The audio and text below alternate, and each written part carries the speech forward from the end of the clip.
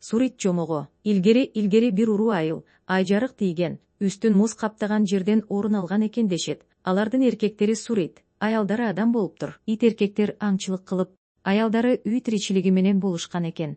Күндөрдүн биринде жолоочулап келаткан бирөө ошол үйгө келип түшөт. Үй ээси жок экен. Аябагандай сулуу келин конокту төргө орун салып берип отургузат. Бирок алдына аш койбойт. Бул элдин салты боюнча үй ээси жок болсо, конокко тамак берилбейт экен. Караң кирип, күн бата үйдүн эшиги ачылып, үйгө аюудай болгон сурит кирет. Ал адам сыяктуу төрдө отурган киши менен кол алышып, коноктун ылдый жагынан орун алды. Сулуу келинчек ошондо оокат алып келди. Алиги сурит алыңыз дегендей коноктун алдына жылдырып, өзү да тамак иче баштады. Көрсө, үй ээси ушул сурит экен. Таң ата үй ээси аң уулап кетет. Мейман киши келинчекке: ит менен ит болуп жүргөндөн көрө, адамзат баласы экенсиң. Мени эрчи, адамдар турган жерге баралык дейт. Бирок ал күнү кача албай калышат. Эртеси келинчек: мени алып кача турган болсоң, чоң чана камда дейт. Тигил киши анын айткандарын иштейт. Үй ээси аңчылыкка кеткенде, буюмта ыйымдарынын баарын чанага салып жөнөп кетишет. Ит кечинде келсе, үй ээин, келинчеги жок. Үйдүн алдынан чананын изин кууп артынан түшөт. Түнү менен кууп,